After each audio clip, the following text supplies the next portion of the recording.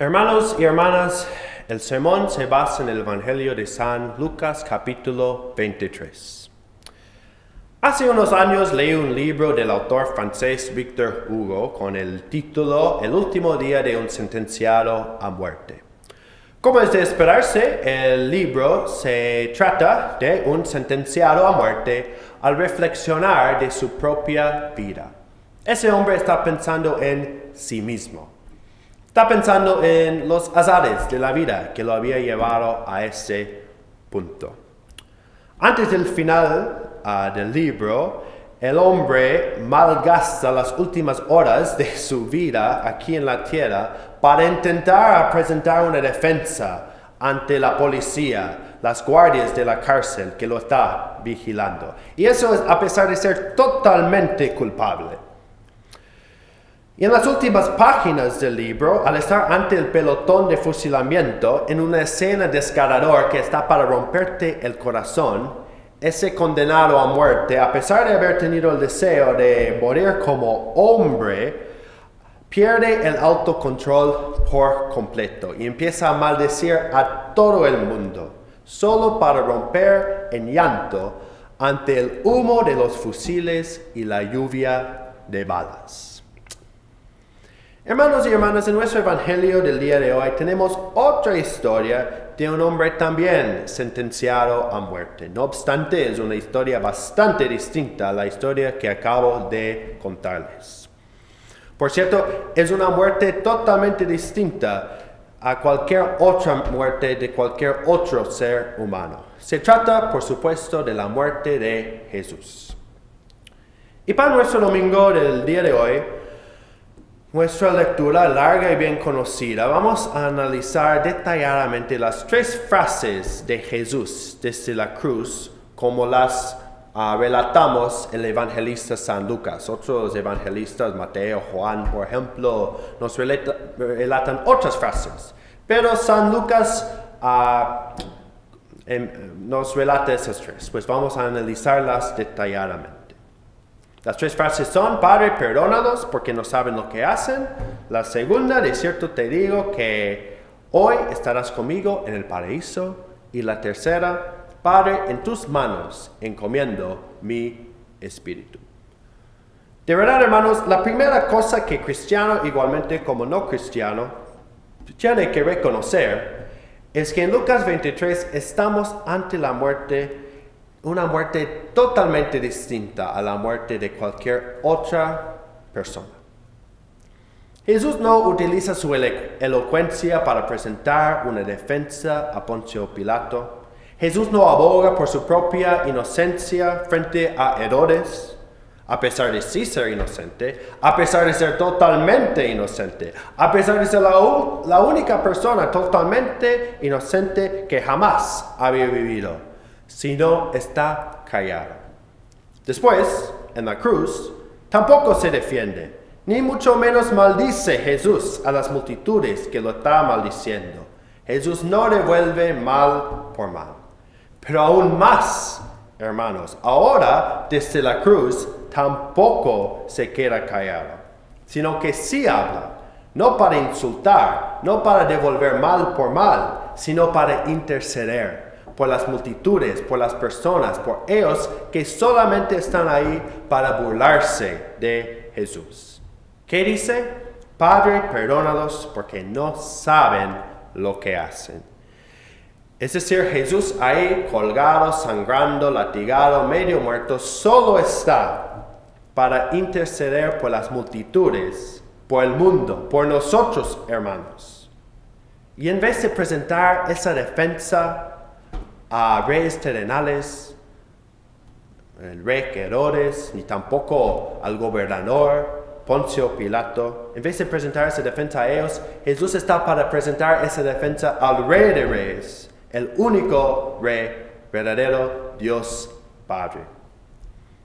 Así que vemos en la muerte de Jesús una actitud de sacrificio total, no solamente de cuerpo, sino también de voluntad, de mente, de alma. Ni la milésima parte de su voluntad se dirige hacia sí mismo, sino hacia los demás, hacia el mundo, hacia nosotros, hermanos, por quien Él está muriendo para salvar. Toda su mente, todo su cuerpo, toda su alma se dirige a lo tanto que Él, Jesús, ama al mundo, a ti, a mí, a todos nosotros.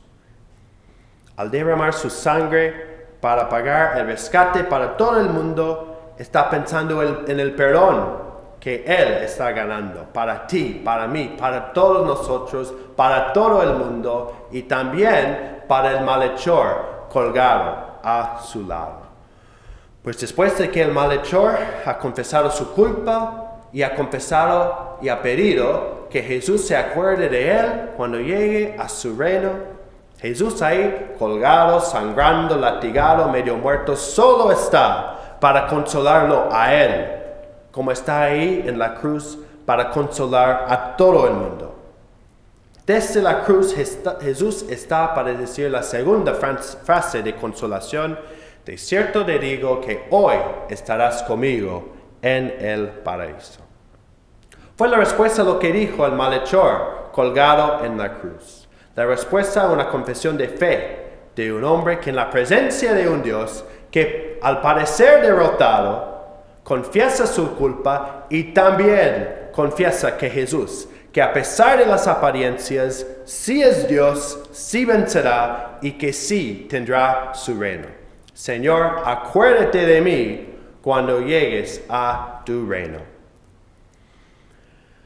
Antes de continuar, hermanos, al considerar esas dos frases, Padre, perdónalos porque no saben lo que hacen, y de cierto te digo que hoy estarás conmigo en el paraíso, hay que enfatizar de nuevo dónde Jesús está al decir esas palabras, esas dos frases. No vuelva a decirlo de nuevo, hermanos, que Jesús está en la cruz, colgado, sangrando, latigado y medio muerto, derramando su sangre para pagar el rescate de todo el mundo. Y recordar eso, hermanos y hermanas, es la clave para entender todas las promesas de Dios. Hermanos y hermanas, por favor recuerden eso. Si van a recordar una cosa, por favor recuerden eso. Que Jesús no puede decir esas palabras: Padre, perdónalos, y que hoy estarás conmigo en el paraíso, sin estar o haber estado ahí en la cruz, colgado, crucificado. Hermanos y hermanas, hay personas que hablan de nuestros pecados y del perdón de Dios sin hablar de la cruz. Pues que Dios puede perdonar nuestros pecados porque es Dios, ¿no? Y lo puede hacer todo. Hermanos y hermanas, esa es una gran equivocación. La Biblia no habla de esa manera. Dios puede perdonar nuestros pecados solamente porque su Hijo Santo, inocente, el Hijo de Dios, derramó su sangre para ganarnos el perdón de nuestros pecados. Esas personas hablan de la cruz como si fuera una opción entre muchas, entre varias, que Dios pudiera haber escogido para salvarnos. O algunos hablan, y eso es muchísimo peor, como si la cruz fuera algo de mala suerte que le tocó a pobrecito, inocente, bonito Jesús. Hermanos, si no fuera por la cruz y la muerte de Jesús, el pastor sería un mentiroso al declararles el perdón de pecados. Si no fuera por la muerte de Jesús, el pastor sería un mentiroso al decirles la sangre de Jesús derramada por ti para el perdón de tus pecados en la Santa Cena. Si no fuera por Jesús estar ahí colgado, derramando su sangre en nuestro rescate, ni siquiera Dios, hermanos, créeme, ni siquiera Dios pudiera salvarnos. En el capítulo 22 del Evangelio de San Lucas, Jesús está en el huerto de Getsemaní y ora esas palabras: si es posible, apártame esa copa. Y Jesús se refiere a la cruz. Jesús está diciendo, orando al Padre: Padre, si es posible que haya otra manera de salvar al mundo que no incluya la cruz, que por favor lo hagamos. Pero hermanos, Jesús ya sabe la respuesta. Él lo ora para que nosotros sepamos que no hay otra manera. No hay otra manera fuera de la cruz, la muerte de Jesús para redimirnos del pecado. Es por la cruz y solamente por la cruz que Jesús puede decir al Padre, Padre, perdónalos porque no saben lo que hacen, porque ese perdón está en proceso de ganarse, hermanos. Es por la cruz y solamente por la cruz que Jesús puede decir al malhechor colgado en su lado, hoy estarás conmigo en el paraíso, porque las puertas del paraíso están en proceso de abrirse, hermanos. Si no fuera por la crucifixión, ni siquiera Dios lo pudiera decir. Tan grande es nuestro pecado, tan grande es nuestra deuda, tan grande es la brecha entre nosotros y Dios. Sin la crucifixión, el pastor, a predicarles el evangelio, a perdonarles sus pecados, les estaría entregando un cheque sin fondo. Hermanos y hermanas, solo la muerte de Dios tiene ese poder de redimirnos del pecado.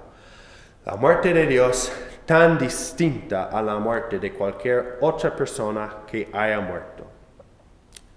No obstante, hermanos y hermanas, hay una similitud, un punto de conexión entre la muerte de Jesús y la muerte de cada cristiano. Me refiero a la última frase de Jesús desde la cruz. Jesús está ahí colgado, sangrando, latigado, medio muerto. Dice, Padre, en tus manos encomiendo mi espíritu. Encomiendo mi espíritu. De verdad, hermanos, a pesar de la fealdad, la sangre, las heridas, la tortura de la cruz, esas últimas palabras son las más bonitas que se pudiera esperar. Y no solamente son las palabras de Jesús desde la cruz, sino también son las palabras de cada cristiano en su hora de muerte, de cada cristiano en su lecho de muerte. Padre, en tus manos encomiendo mi espíritu. Es decir, Dios, eres mi Padre. Fui bautizado como tu hijo o tu hija en las aguas del bautismo. Oré el Padre Nuestro que tu Hijo Jesús me enseñó a orar. Día tras día estuviste conmigo. Cuando me caí, tú me levantaste. Cuando me perdí, tú me buscaste. Cuando fui infiel, tú te mantuviste fiel. Tú me perdonaste mis pecados y en tu palabra prometiste que hoy estaré contigo en el paraíso. Tú me lo prometiste. Tu Hijo murió por mí.